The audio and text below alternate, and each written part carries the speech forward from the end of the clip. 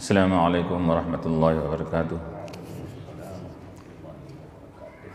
الحمدللہ رب العالمین، والعاقبۃ للمتقین، والصلاة والسلام علی اشرف الانبیاء والمرسلین وعلی آلہ وصحبہ اجمعین، اما بعد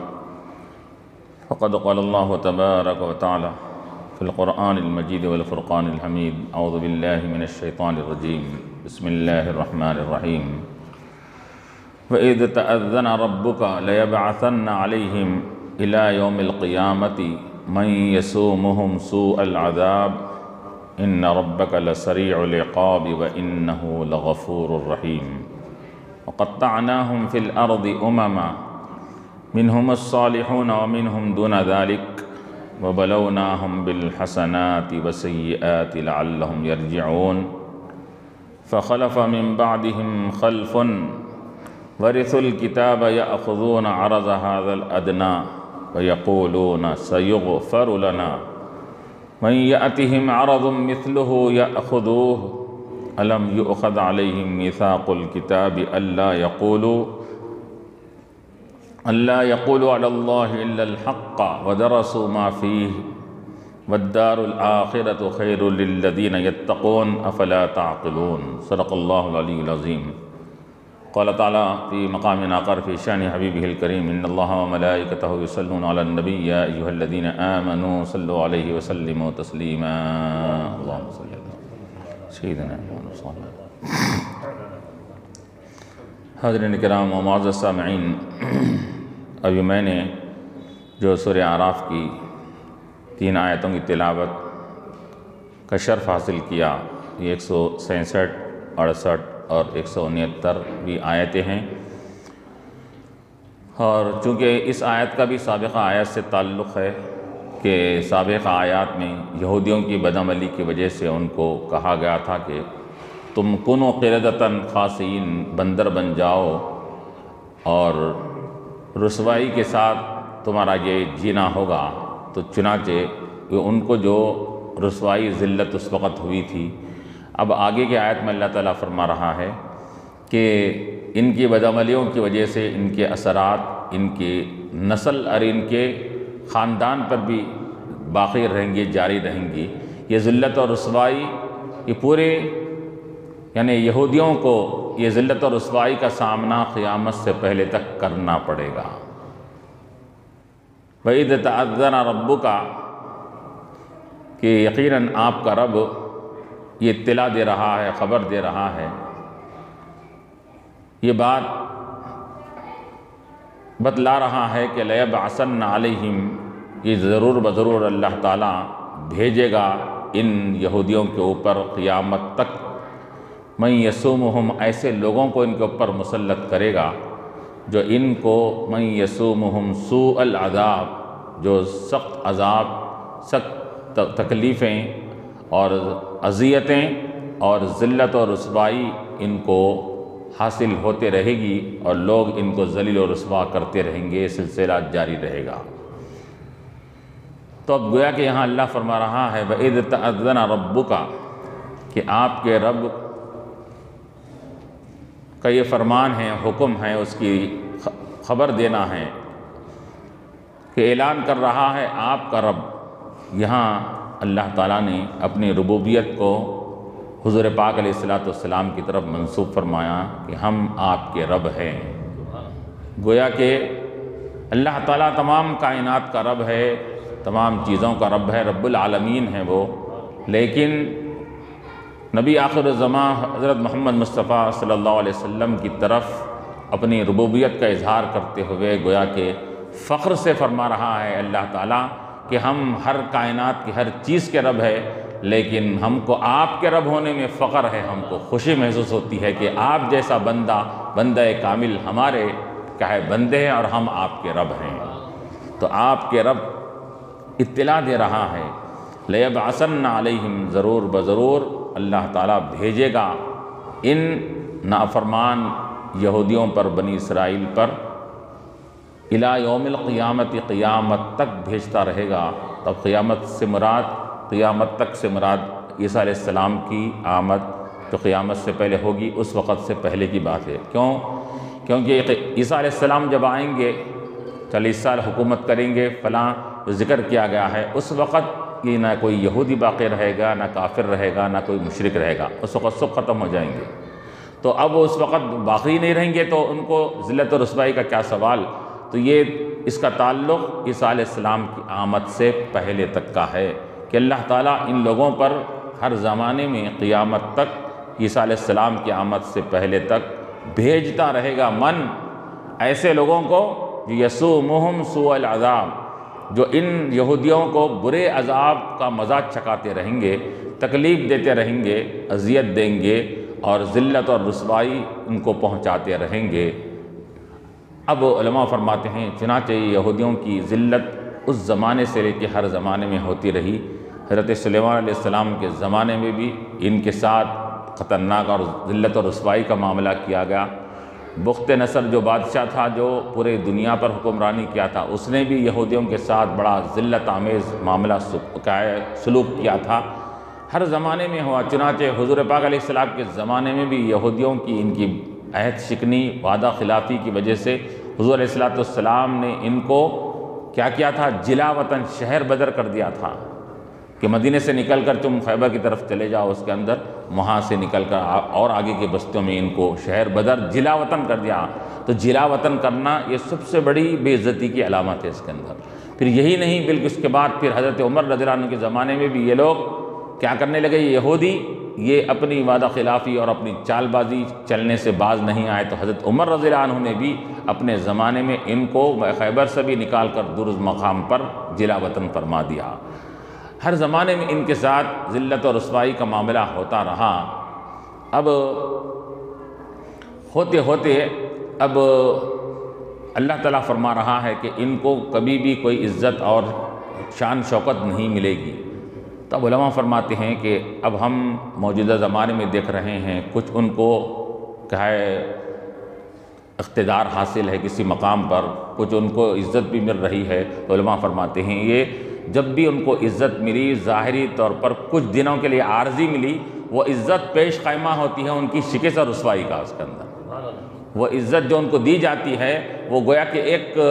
یہ کاشن دیا جاتا ہے کہ یہ عزت ان کی ختم ہونے والی ہے، پھر ان کو ذلت اور رسوائی آنے والی ہے۔ چنانچہ علماء فرماتے ہیں کہ ہر زمانے میں ان کی ذلت ہوئی، اور چنانچہ ابھی بھی کہ علماء فرماتے ہیں کہ یہ یہودیوں کا وہ کٹتے ہر مقام پر رہے، ہر ایک نے ان کو ذلت کے ساتھ معاملہ کیا، یہاں تک کہ ہر حکومت ہٹلر نے بھی ان کے ساتھ بڑا خطرناک معاملہ کیا،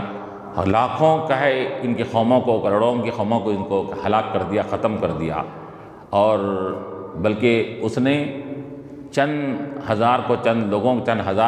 کو باقی رکھا۔ تو باقی کیوں رکھا؟ اس نے کہا کہ میں ان یہودیوں کو کیوں قتل کیا تھا کہ لوگ مجھے خسروان نہ ٹھہرائیں، انہوں کتنے بدمعاش ہیں، کتنے دنیا میں فساد برپا کرنے والے ہیں، اس کا علم لوگوں کو ہونے کے لیے میں نے ان کو باقی رکھا بلا، اس نے کہا تھا۔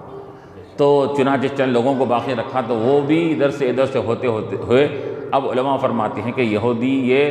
صرف اب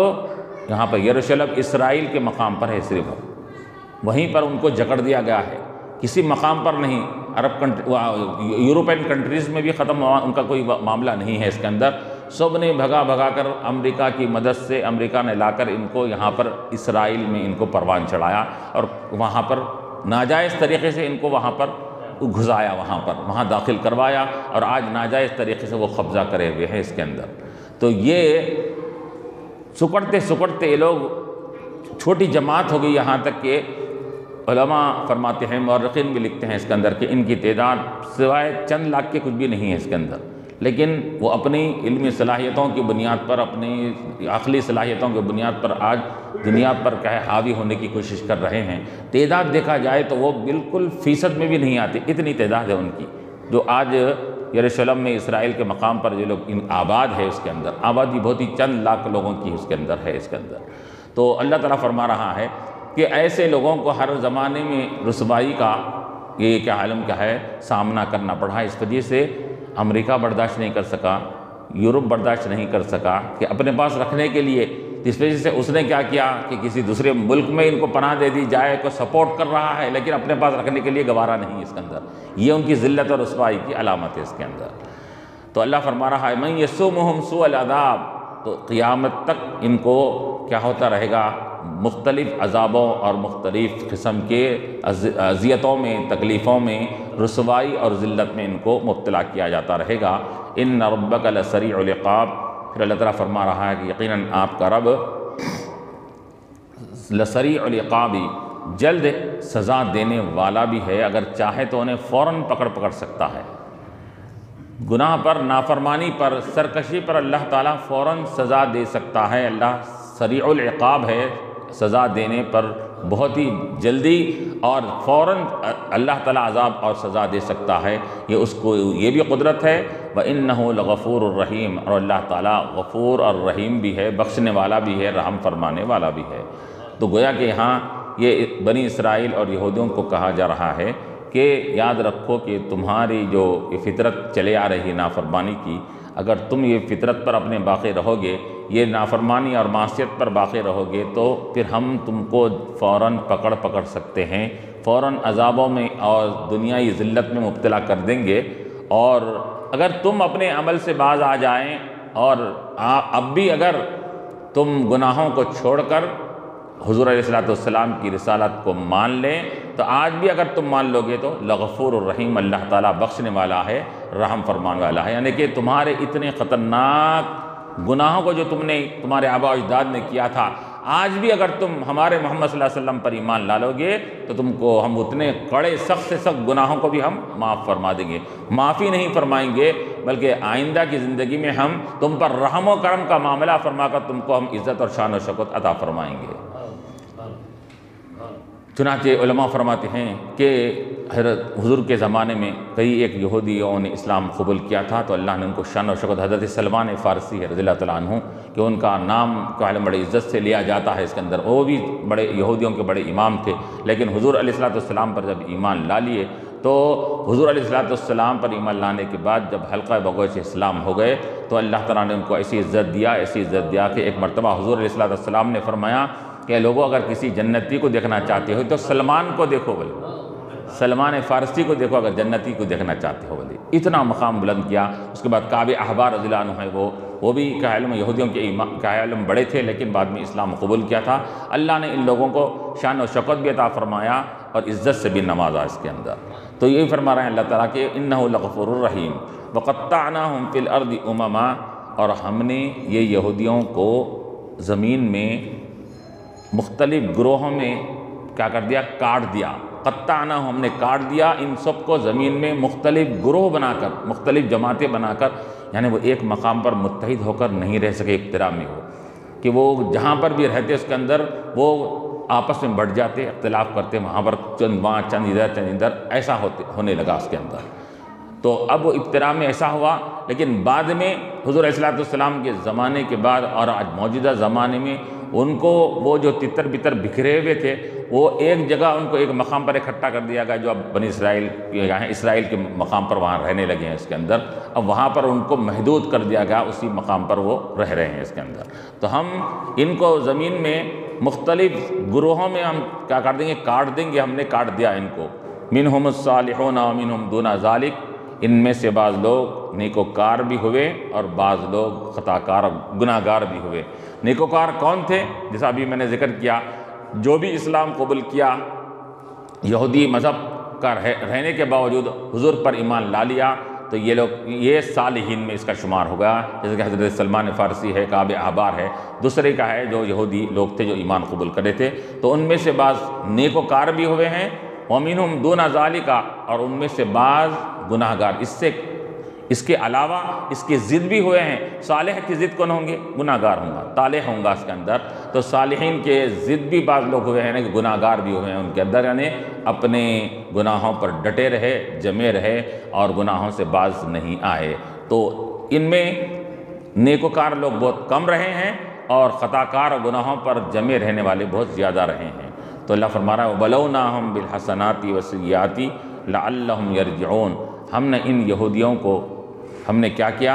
ہم نے آزمایا تھا ان کو حسنات نیکیوں کے ذریعے سے بھی، اچھائیوں کے ذریعے سے بھی، نعمتوں کے ذریعے سے بھی، اور سیئات اور گناہ اور اللہ کے عتاب اور سختیوں کی وجہ سے بھی ہم نے ان کو آزمایا تھا۔ تو معلوم یہ ہوا، علماء فرماتے ہیں کہ اللہ تعالیٰ کی آزمائش یہ مصیبتوں کو دے کر ہی نہیں ہوتی ہے، نعمتوں کو دے کر بھی اللہ آزماتا ہے، نعمتوں کو دے کر بھی آزماتا ہے، جیسا مصیبتوں کو دے کر آزماتا ہے۔ وَلَنَبْلُوَنَّكُمْ بِشَيْءٍ مِّنَ الْخَوْفِ وَالْجُوعِ، یہ مصیبتوں کا ذکر اس کے اندر آ رہا ہے، ہم تم کو آزماتے ہیں مختلف مصائب کو دیکھ کر، مختلف خوف و ڈر کا معاملہ کر کے، اموات کو واقع کر کے، یہ سب چیزیں یہ تو آزمائش مصیبتوں سے ہوتی ہے۔ لیکن اللہ تعالیٰ کبھی نعمتوں کے ذریعے بھی، یعنی کہ کسی کو مال دے کر، عزت دے کر، دولت دے کر، شہرت دے کر، ہر چیز کی تمام فراوانی دے کر بھی اللہ تعالیٰ آزماتا ہے اس کے اندر۔ تو علماء فرماتے ہیں کہ یہ بھوک و پیاس مصیبتوں کی آزمائش سے خطرناک نعمتوں کی آزمائش ہوتی ہے اس کے اندر۔ مصیبتیں والا کبھی نہ کبھی ایک مرتبہ ہے اللہ کی طرف راغب ہونے کی کوشش کرتا ہے، لیکن نعمتوں میں رہنے والا یہ سمجھتا ہے کہ میں نعمتوں میں ہوں اور نعمتیں بڑھتی جا رہی ہے، تو وہ اس کو غفلت سے نکلنے کا کوئی راستہ نہیں ملتا، اس کے اندر اور اپنی غفلت اس کی بڑھتے جاتی ہے۔ تو نعمتوں کے ذریعے اللہ کی آزمائش بڑی اور خطرناک ہوتی ہے، جیسا کہ اس سے پہلے کہ درس میں ذکر کیا گیا کہ جب اللہ تعالیٰ کسی کو ڈھیل دینا چاہتا ہے تو اس کی نافرمانی پر اللہ ادھر اس کی معصیت ہوتی ہے، اللہ کی طرف ایک نعمت ہوتی ہے اس کے اندر، اور جیسا جیسا گناہ کرتے جاتا اللہ کی طرف سے اس کی ایک نعمت اس کو ملتے جاتی اس کے اندر ہے۔ تو یہ ڈھیل ہے اس کے اندر، یہ بڑی خطرناک ہوتی ہے، اللہ تعالیٰ ڈھیل دیتا ہے اس کے اندر۔ تو فرما رہے ہیں اللہ تعالیٰ کہ ہم ان کو حسنات سے بھی آزمایا، اچھے اچھے چیزیں دے کر، اور ان کو فراوانی مال کی دیا، عزت دیا، تاکہ اب کیا ہے ہمارا شکر بجا لاتے ہیں نہیں لاتے ہیں اس کے اندر ہے۔ اور وسیئاتی، کبھی مصیبتیں دے کر آزمایا ہم، کہ دیکھیں کہ ان مصیبتوں سے تو بھی کم سے کم انہوں اپنے اعمال سے باز آ جائیں، اپنے کرتوتوں سے باز آئیں، دونوں سے آزمایا۔ تو علماء فرماتے ہیں اس کے اندر کہ مصیبتوں کی سواری صبر ہے اور نعمتوں کی سواری شکر ہے۔ ہاں، تو نعمتوں کی حالت میں شکر کی سواری پر بیٹھ کے آگے بڑھیں گے تو نعمتوں میں اضافہ ہوتے جائے گا اس کے اندر، اور مصیبتوں کے وقت میں صبر کی سواری پر بیٹھ کے آگے بڑھیں گے، صبر کرتے جائیں گے تو اللہ تعالیٰ ان اللہ مع الصابرین کے ذریعے اللہ تعالیٰ کی معیت اور اس کا تائید بندے کے ساتھ رہے گی۔ تو یہاں دو چیزیں کہی جا رہی ہے کہ ایک تو مصیبتوں سے آزمانا، ایک نعمتوں سے آزمانا۔ تو ہم نے دونوں طریقے سے آزمایا تاکہ وہ لعلہم یرجعون، تاکہ وہ اپنے عمل سے لوٹ جائیں، باز آ جائیں، گناہوں سے باز آ جائیں، نافرمانی سے باز آ جائیں، سرکشی سے، کفر سے، اور ہمارے نبی علیہ السلام پر ایمان جو نہیں لا رہے ہیں ان پر وہ ایمان کی طرف دوبارہ لوٹ جائیں۔ اس کی خاطر ہم نے ان کو کئی طریقے سے آزمایا اور امتحان ان کا لیا ہم نے۔ تو اسی وجہ سے علماء فرماتے ہیں کہ بندے کی آزمائشیں حسنات کے ذریعے سے بھی ہوتی ہے، نیکیوں کے ذریعے سے بھی ہوتی ہے، اور کس کے ذریعے سے کہ گناہوں کے ذریعے سے بھی ہوتی ہے۔ بسا اوقات یہ بھی کہا گیا کہ بندے کو نیک اعمال کی توفیق ملتی ہے تو نیک اعمال کی توفیق پر اس کو آزمایا جاتا ہے کہ نیک اعمال کرتے ہوئے اس کا نظر اس کی عمل پر ہے کیا نظر اس کی رب کے اوپر ہے، اس کے اندر یہ آزمائش اس کی ہوتی ہے اس کے اندر ہے۔ اب اگر انہیں اپنے عبادت پر نظر رکھا تو گھمنڈ اور فخر پیدا ہو جاتا، تکبر پیدا ہو جاتا، جیسا کہ شیطان کو ہوا تھا اس کے اندر، میں کیا ہے عبادت گزار ہوں، تیرے بندگی میں نے اتنے کیا ہے کہ کوئی بندہ اتنی بندگی اور عبادت نہیں کیا، اس نے اب گھمنڈ کیا تھا اس کے اندر۔ تو معلوم ہوا کہ اللہ تعالیٰ حسنات کے یعنی عبادتوں کی توفیق دے کر بھی آزماتے ہیں۔ تو بندے کو چاہیے کہ عبادت کرتے ہوئے یہ نہ سمجھے کہ میں عبادت گزار ہوں اور میں عبادت کر رہا ہوں تو اس پر فخر اور گھمنڈ نہ کرے، بلکہ رب کا اس وقت بھی شکر بجا لائے، اس کے اندر رب پر نگاہ رکھے کہ میں کون عبادت کرنے والا، میں کون عمل کرنے والا، اللہ تعالیٰ توفیق ہوئی میں عمل کر رہا ہوں اس کے اندر۔ اسی طرح سیئات کے ذریعے سے بھی اللہ تعالیٰ آزماتا ہے کہ مصیبتیں دیکھ کر کے دے کہ بندہ یہ مصیبتوں کی وجہ سے جس صبر کا دامن کو اختیار کرتا ہے، واویلا مچاتا ہے، ہماری شکایت کرتا ہے، یہ مصیبت کے وقت میں کہ کہیں ہمارے گلا شکوہ کر کے کیا ہے وہ اپنے آپ کو گناہوں میں ڈالتا ہے، اس کے ذریعے آزمایا جاتا ہے۔ لعلہم یرجعون، ہم نے ان کو ہر طرح سے آزمایا تاکہ وہ لوٹ جائیں، باز آ جائیں۔ فخلف من بعدہم خلف ورثوا الکتاب یأخذون عرض ھذا الادنی، کہ اب ان کے بعد ان یہودیوں کے بعد جانشین بنے خلف ناخلف، اور ناکارہ لوگ ان کے جانشین بنے ان کے اندر۔ ایک ہوتا ہے خلف، ایک ہوتا ہے ناخلف۔ خلف کہتے ہیں اچھے جانشین کو، ناخلف کہتے ہیں برے جانشین کو اس کو۔ تو ناخلف بولتے ہیں اس وجہ سے، تو ناخلف کے معنی ہے کہ جو برا جانشین ہوتا ہے، جو اپنے آباء و اجداد کا جانشین تو بنا لیکن ان کی طرح کام نہیں کر رہا ہے، تو اس کو بولتے ہیں کہ ناخلف ہے اس کے اندر ہوتے ہیں۔ تو فخلف من بعدہم، جیسے کہ قرآن میں اللہ نے فرمایا گیا فخلف من بعدہم خلف اضاعوا الصلاۃ، کہ ان کے بعد ناخلف لوگ ہو گئے جنہوں نے نمازوں کو ضائع کیا، واتبعوا الشہوات، اپنے خواہشات نفسانی کی پیروی کیا۔ تو یہ نمازوں کو چھوڑنے والے، شاید خواہشات نفسانی کی پیروی کرنے والوں کو اللہ نے ناخلف قرار دیا اس کے اندر۔ تو اللہ فرما رہا ہے کہ ان یہودیوں کے بعد، ان کے بعد والے جو بھی آئے وہ بھی برے جانشین، ان کے خلف بنے، ان کے جانشین بنے، ان کے وارث بنے، تو وہ بھی کیسے؟ وہ بھی برے اعمال میں وہ جانشینی کرتے رہے اس کے اندر، اچھے چیزوں میں جانشینی کرنے کے، برے چیزوں میں جانشینی کرتے رہے اس کے اندر۔ خلفن ورث الکتابہ، جو کتاب کے وارث بنے،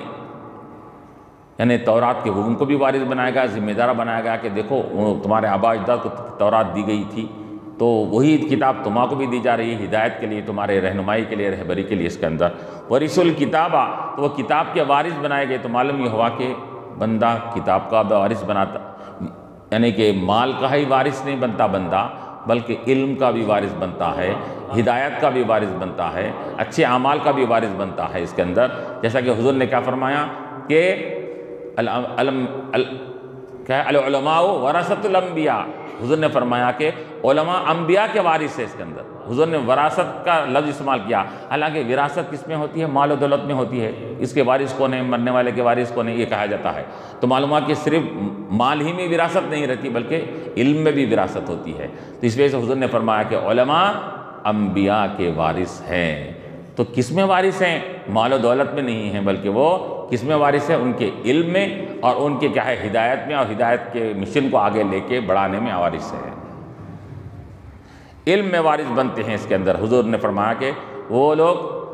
انبیاء لم یورثوا دینارا ولا درہما، انبیاء کسی کو درہم و دینار کا وارث نہیں بناتے، انبیاء کی میراث تقسیم بھی نہیں ہوتی۔ انبیاء کی میراث پہلے تو انبیاء مال رکھتے ہی نہیں، اگر ان کا کچھ مال بھی رہے تو وہ تقسیم نہیں کیا جاتا اس کے اندر۔ انبیاء کا مال وہ قوم کی کیا ہے؟ قوم کی امارت، قوم کی ملکیت بن جاتی ہے اس کے اندر ہے۔ تو انبیاء لم یورثوا، کسی کو دینار و درہم کا وارث نہیں بناتے، ولیکن یورثوا العلم، علم کا وارث بناتے ہیں۔ البتہ وہ دیتے ہیں کہ ہم نے جو علم تم کو دیا ہے، تم اس میں ہمارے جانشین ہو۔ اب وہ علم کی دولت کو لوگوں تک پہنچانا، ہدایت کی دولت کو لوگوں تک پہنچانا، اس کا وارث بناتے ہیں کون؟ انبیاء علیہ السلام۔ تو ان کو بھی کتاب کا وارث بنایا گیا، ذمہ دار بنایا گیا تورات کا۔ تو اب انہوں کیا کرنے لگے؟ یأخذون عرض ھذا الادنی، کہ وہ لوگ اس دنیا کے فائدہ، منفعت اور اس سے نفع حاصل کرنے لگے۔ اس دنیا کا، یعنی کتاب کے وارث بنائے گئے تو کتاب کا حق ادا کرنا، کہ کتاب کے اندر تورات میں جو احکامات دیے گئے ہیں اس پر عمل پیرا ہونے کے الٹا اسی کتاب سے انہوں نے دنیا حاصل کی۔ اشتروا بآیات اللہ، جیسا انہوں نے اللہ کی آیات کو معمولی قیمت کے بدلے میں خرید لیا اس کے اندر۔ تو آیات کو خریدنا، آیات کو بیچنے کے معنی کیا ہے؟ کہ اپنے مطلب کے مطابق آیات میں تعویل کر کے اپنا فائدہ حاصل کرنا اس کے اندر۔ ایک تو ایک ہے مطلب کے مطابق ترجمہ تعویل کرنا، ایک یہ ہے کہ ان کا یہودیوں کا طریقہ یہ تھا کہ اپنے مطلب کے مطابق آیات کے اندر تبدیلی تحریف بھی کیا کرتے تھے اس کے اندر۔ تبدیلی آیات قرآن اللہ کی کتاب کے اندر تبدیلی کیا کرتے تھے، ان کا یہ طریقہ تھا۔ کتاب میں تبدیلی کر لیتے اور اپنے مطلب کے مطابق، کون؟ ان کے جو جانشین تھے، علماء تھے، جن کو علماء کہا جاتا تھا، وہ علماء کا یہ طریقہ تھا کہ اس کے اندر کیا کرتے؟ آپس میں مل کر کسی کو کوئی مسئلہ اگر وہ ناجائز بل کر آ رہا ہے اور وہ مالدار ہے اور مال و دولت کی لالچ اگر علماء کو دے دیا اور ہم کو یہ جواز کا فتویٰ ہونا، تو وہ تبدیلی تحریف کر کے اس کو فتویٰ دیتے، ہاں یہ تورات میں ایسا لکھا ہوا ہے، تم یہ کام کر سکتے ہو۔ استغفر اللہ۔ اتنی ان کی سرکشی بڑھ گئی تھی کہ اللہ کے احکامات کے اندر، اللہ کی کتاب کے اندر اپنی دنیاوی منفعت کی خاطر، دنیاوی فائدے کی خاطر تبدیلی کر دیا کرتے تھے، تحریف کرتے تھے اس کے اندر۔ تو اللہ فرما رہا ہے کہ یاخذون عرض ھذا الادنی، ادنا سے مراد کیا ہے یہاں پر؟ دنیا۔ دنیا خود ادنا کا مؤنث ہے، اور ادنا کا مؤنث کو دنیا کہتے ہیں۔ دنیا کے معنی کیا آتے ہیں؟ دنیون سے بنا ہے، معمولی چیز کو دنیا کہا جاتا ہے، حقیر چیز جس کی کوئی وقت و اہمیت اللہ کے پاس نہیں ہے، ایسی بے وقت چیز کو دنیا کہا جاتا ہے۔ جیسا کہ حدیثوں میں آیا کہ اللہ کے حضور علیہ السلام ایک مقام سے گزر رہے تھے تو آپ نے دیکھا کہ ایک گھوڑ کے اوپر ایک بکری کا بچہ مرا پڑا ہوا ہے، تو صحابہ سے عرض کہ اے میرے صحابہ بتاؤ کہ یہ بکری کا بچہ جو پڑا ہوا ہے تم کتنے میں خریدو گے؟ صحابہ نے کہا رسول اللہ مفت میں بھی دیے تو کوئی نہیں لیتا، مرا ہوا بکرا ہے، بکری کا بچہ ہے۔ تو حضور نے فرمایا کہ اللہ کے نزدیک دنیا کی حقیقت اور دنیا کی اہمیت اس بکری سے بھی بدتر ہے اور بالکل گئی گزری ہے اس کے اندر۔ تو یہ اسی وجہ سے اس کو ادنا کہا جاتا ہے۔ یہ ادنا دنیا کے فائدے کے لیے یہ لوگ حاصل کیا کرتے تھے؟ رشوت لیتے، اس کے اندر تبدیلی کر کے اپنا منفعت اور فائدہ حاصل کرتے، دنیاوی فائدہ حاصل کرتے تھے۔ وَيَقُولُونَ، اور کیا کہتے تھے؟ سَيُغْفَرُ لَنَا، کہ ہم بخش دیے جائیں گے۔ ہم اتنا بڑا گناہ کر کے کتاب میں تبدیلی کر کے کہتے تھے کہ سَيُغْفَرُ لَنَا، کہ ہمارا گناہ معاف ہو جائے گا۔ کیوں؟ دوسرے گناہ گرے تو معاف نہیں ہوتے، ہم تو اللہ کے پیارے ہیں، یہ اپنے آپ کو کہتے تھے۔ نحنو ابناء اللہ واحباہ، یہ ان کا قول تھا، ہم اللہ کے نعوذ باللہ بیٹے ہیں اور اللہ کے محبوب ہیں۔ ہم دوسرے کے گناہوں پر پکڑ ہوتی ہے، ہمارے گناہ پر پکڑ نہیں ہوتی، ہمارے گناہ معاف ہو جاتے ہیں۔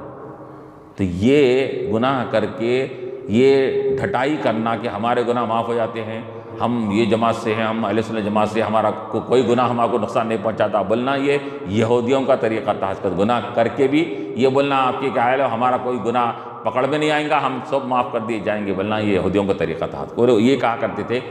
ہم معاف کر دیے جائیں گے، کیوں؟ ہم اللہ کے بیٹے، اپنے آپ کو اللہ کا بیٹا بولتے تھے۔ نحن ابناء اللہ واحباہ، ہم اللہ کے محبوب بھی ہیں، اللہ کے چاہنے والے ہیں اس کے اندر۔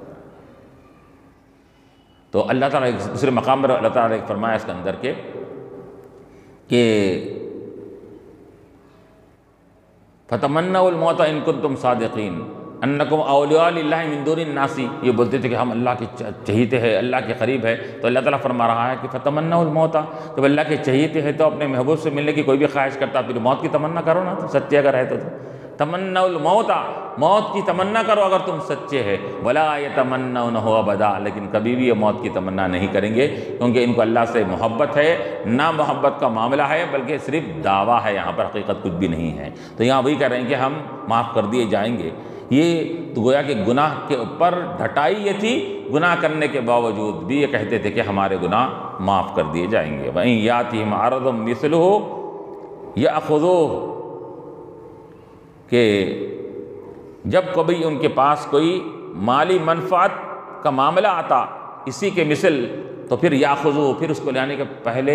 گناہ کر چکے، بعد میں ان سے کہا جاتا تو بولتے کہ پھر ہم معاف کر دیے جائیں گے۔ پھر اس کے بعد پھر کوئی معاملہ آتا، اس کا دنیاوی معاملہ، رشوت کا معاملہ، کوئی اچھا ایسا معاملہ آ جاتا فائدہ دنیا کے فائدہ کا، تو پھر اس سے لینے کے لیے آ جاتے اس کے اندر۔ یعنی ایک دو مرتبہ کر کے باز نہیں آتے، بلکہ اس اپنے گناہ پر، معصیت پر، سرکشی پر اصرار کیا کرتے تھے اس کے اندر۔ وَإِن يَأْتِهِمْ عَرَضٌ مِثْلُهُ يَأْخُذُوهُ،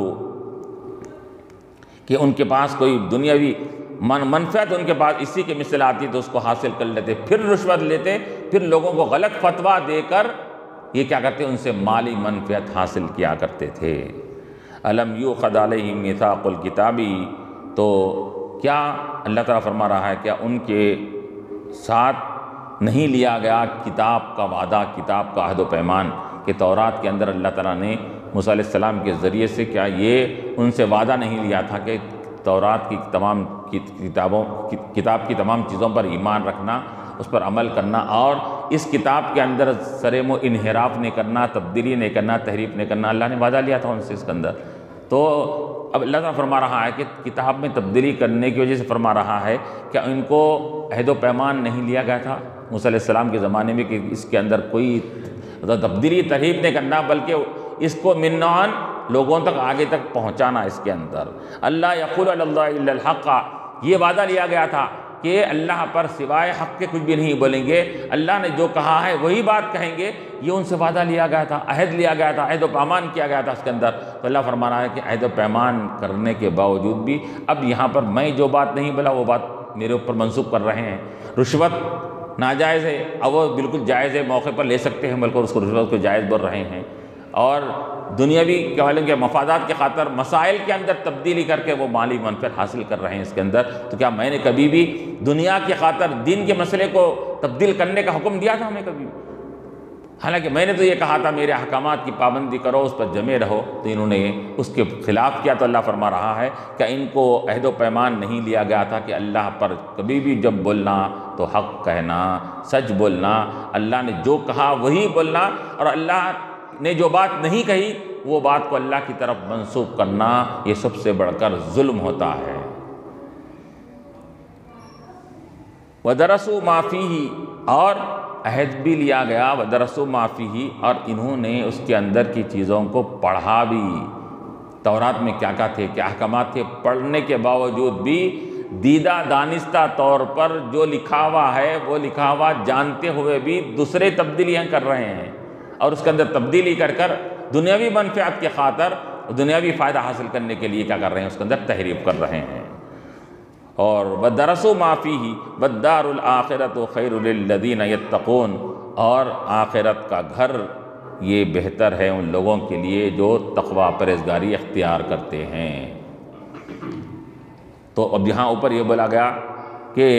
اللہ تعالیٰ سریع العقاب بھی ہے، تو معلوم ہوا کہ نافرمانوں کے لیے بات کا عالم، اس کے بعد کے عالم اور خطرناک ہوتے جائیں گے، کیونکہ اللہ سریع العقاب اللہ تعالیٰ کہا گیا اس کے اندر۔ تم اگر باز نہیں آئیں گے تو ہم سخت سزا جلد دینے کے لیے ہم کیا ہے اختیار رکھتے ہیں اس کے اندر۔ تو معلوم ہوا کہ اس کے اندر کہ بات کا عالم، خواہ وہ عالم برزخ ہو، یہ عالم قیامت ہو، اور پھر اس کے بعد جنت و دوزخ کا معاملہ ہو، یہ بات کے عالم جتنے بھی ہے یہ نافرمانوں پر، سرکشوں کے اوپر کیا ہوتے ہیں اور سخت سے سخت ہو جائیں گے اس کے اندر۔ تو یہاں فرما رہا اللہ تعالیٰ وَلَلدَّارُ الْآخِرَةُ، آخرت کا گھر یہ متقین کے لیے بہتر ہے۔ تو معلوم یہ ہوا کہ متقین کے لیے دنیا جیسا ہی ختم ہو جائے اس کے بعد کے عالم کو آخرت ہی کہتے ہیں اس کے اندر، خواہ وہ برزخ کا معاملہ ہو، قیامت کا معاملہ ہو، یہ سب معاملات متقین کے لیے بہتر سے بہتر کر دیے جائیں گے اس کے اندر۔ اس کے تقوی پرہیزگاری کی وجہ سے اس کی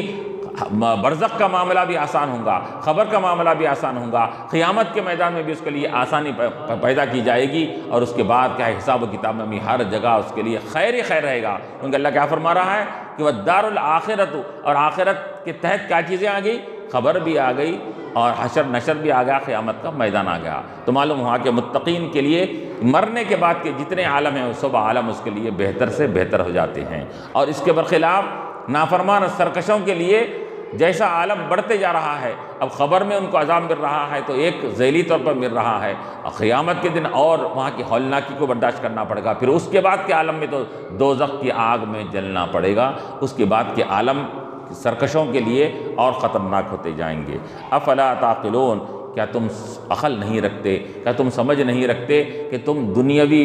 منفعت اور فائدے کی خاطر آخرت کی جو ہے ہمیشہ رہنے والے فائدے کو تم کیا کر رہے ہیں، بیچ دے رہے ہو، اس کو حاصل کر رہے ہو، دنیا کے فائدے کی خاطر آخرت کے عالم کا ہے نفع کو نقصان کر رہے ہو اپنا اس کے اندر۔ یاد رکھو تم سے بڑھ کر بیوقوف کون ہو سکتا ہے کہ باقی دنیا کے فائدے کو تم ترک کر کے فانی دنیا کے فائدے کو حاصل کر رہے ہو، تو اس سے بڑھ کر بیوقوفی اور غیر عقل مندی کی کیا بات ہوں گی۔ تو اللہ فرمانا افلا تعقلون، کہ تم کو عقل نہیں ہے، کہ تم کو شعور نہیں ہے تم کو اس بات کا کہ تم جو فائدہ دنیاوی حاصل کر رہے ہو کس کے مقابلے میں، آخرت، تو آخرت کے مقابلے میں تو آخرت کا فائدہ یہ تو باقی رہنے والا ہے، اور وہ فائدہ وہاں پر دائمی ہے، اور دنیا کا فائدہ عارضی ہے، چند لاکھ روپے تم نے لے لیا تو چند دنوں میں وہ ختم ہو جائیں گے، لیکن آخرت کا جو نفع اور فائدہ ہوتا وہ ہمیشہ باقی رہنے والا ہے۔ تو افلا تعقلون، کہ تم کو اتنا بھی شعور اور عقل نہیں ہے کہ تم اتنے بیوقوف ہو گئے ہیں کہ آخرت کے ہمیشہ رہنے والے اور کثیر اور دائمی یہ اجر و ثواب کے بدلے میں تم دنیا کے عارضی اور معمولی فائدے کو حاصل کرنے کی کوشش کر رہے ہو۔ آخر دعوانا رب العالمین، ربنا ظلمنا انفسنا